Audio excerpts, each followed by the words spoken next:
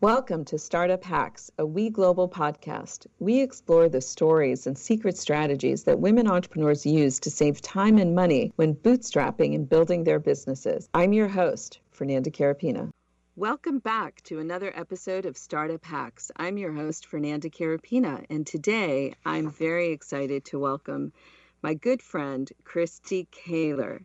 Kristi has been an innovator in the world of celebrity and influencer marketing for over 20 years.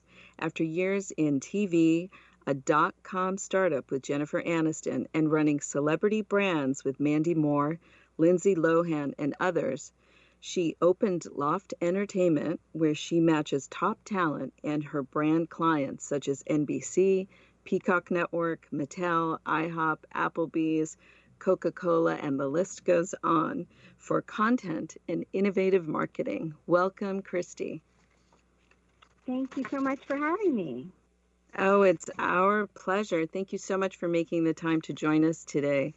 I wanted to start by asking you if you wouldn't mind sharing with the audience a little bit about your personal background and history, where you grew up and how you found yourself in the entertainment business at whatever age you decided to dive in. Oh, sure, yes. So I grew up in Colorado and actually moved to Los Angeles when I was just 20 years old.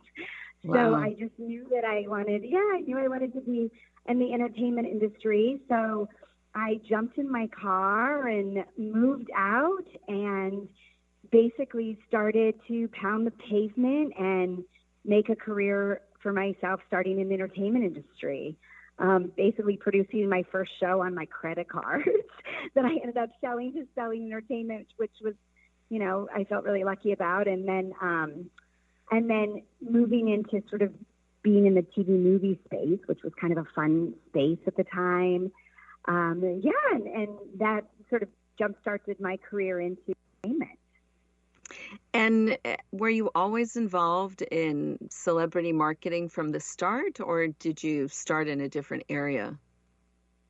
Yeah, so it's interesting because the show that I started on my credit cards was actually called Hiatus, and it was celebrities hanging out with their best friends doing what they love to do. And so I knew that I needed a show that had celebrities because I knew that would make me, people notice me as a producer, and also that I would get some attention to be able to sell the show. So actually, everything I've done in my entire career over 20 years has had a celebrity angle to it. And have you found, people often say it's so difficult to break into that space, and first time out it certainly is. How did you get celebrities to pay attention to your series that you were developing?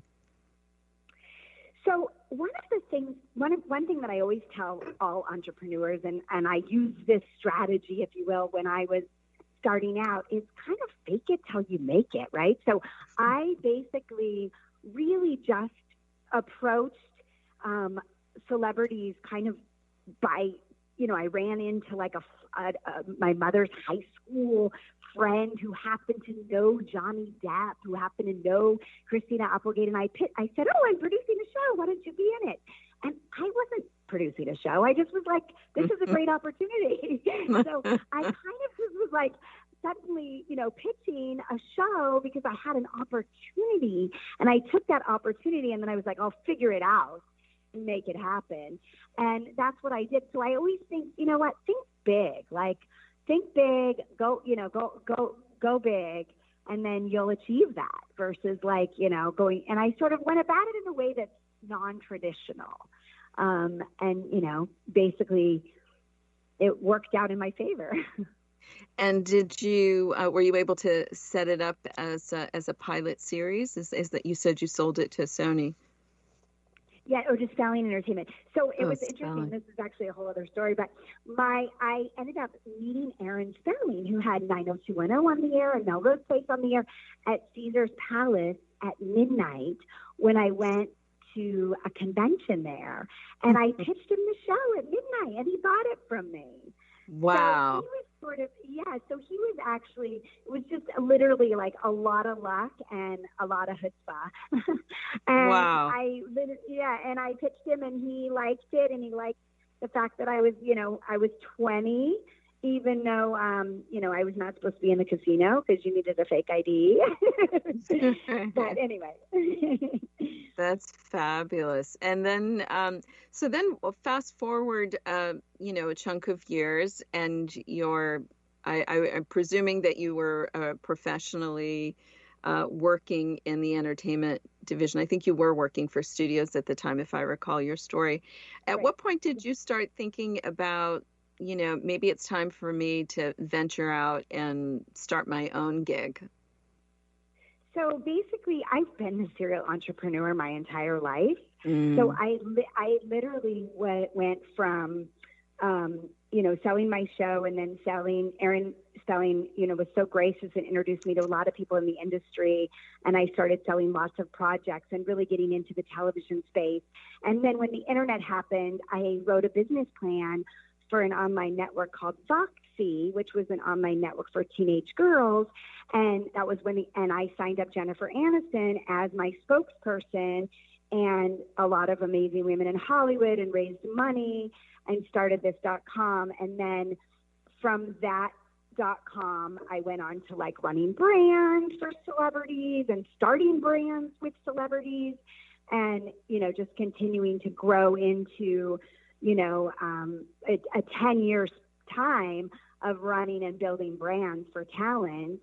And then I opened up my agency, The Loft Entertainment, about 10 years ago, and really became, the matchmaker, if you will, of brands and celebrities and influencers and brands.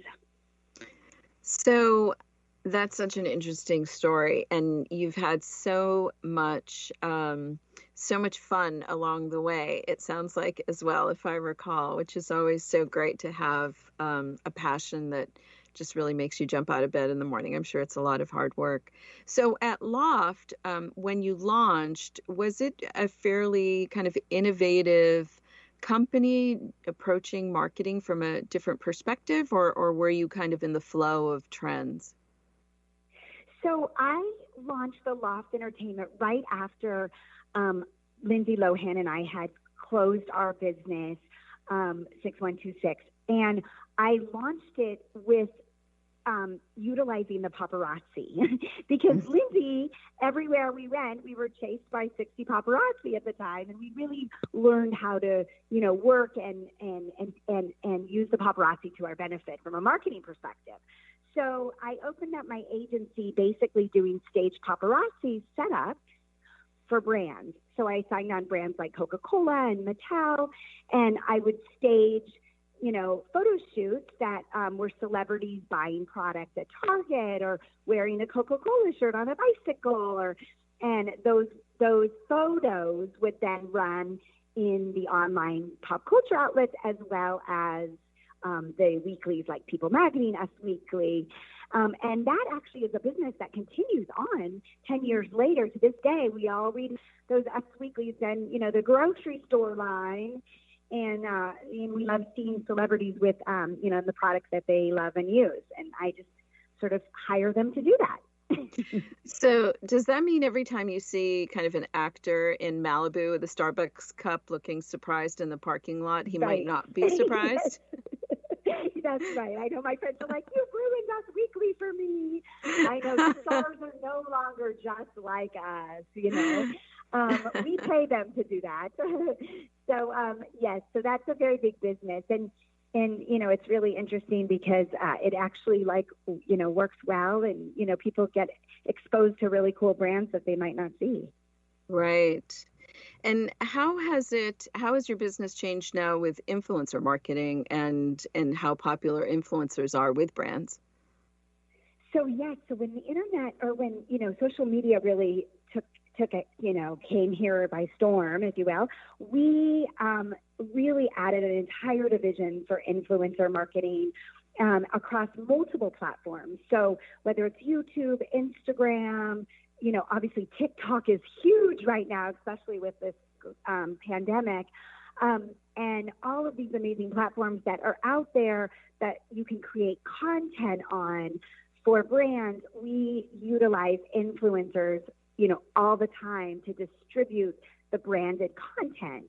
And I actually encourage the young entrepreneurs that I mentor to, keep that content creation up, and also, utilize the influencers and celebrities they have access to. It might be the local news reporter in their town or the local athlete or something, but micro influencers are just as important. So I think those platforms have really changed marketing a lot. And do you see any trends moving forward in the next, if you had to look into your crystal ball, a couple years down the road, what do you see? Yes. So I'm a firm believer that content is king, right? So wherever the platform is, whether it's television, whether it's radio, whether it's social media, YouTube, TikTok, Triller, whichever platform, right? That content, you can place that content on those platforms, right? So right. I'm a very big believer that you need to have a multiple platform strategy. You don't want to put all your eggs in TikTok. You don't want to put all your eggs in Instagram. You don't want to put all, because also this is the other thing. Everything changes every day. The algorithms change every day. So right. what's really, really important is to test what works for your brand. So if you're like a startup perfume company, if you will, and have better luck on Facebook than you do on Instagram, or better luck on TikTok than you do on Instagram story, or what have you. So I always say, try multiple platforms. Have those tactics that the big brands and the big companies use and just scale them down to fit you. I feel so fortunate that I work with some of the biggest brands in the world, but the strategies and the tactics can be used for smaller brands, for startups with right.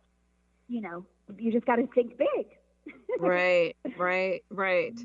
Well, it's nice to hear that it is doable, right? I think that a lot of entrepreneurs who start a business that's kind of e-commerce driven, it's a little overwhelming because as you stated so clearly, and I started a company that's in the behavioral data analytics business, so I understand a lot about the algorithmic working of the social platforms, that it's their secret sauce, so you never really know from week to week how it gets tweaked, and especially if they're highly secretive, so you do have to kind of test it out to see how things have changed, how the engagement has changed, all of that. So for new people coming into the platform, you almost wish that there was like a consulting service that would say, okay, this week we're sending out a bulletin. We have to turn right. We have to turn left. I think that's a good business for you. Yeah, I know, right?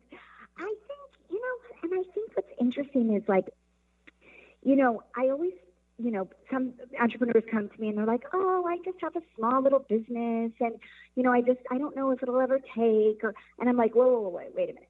Don't speak like that. People want to be in business and people want to help businesses that are the hottest next new thing.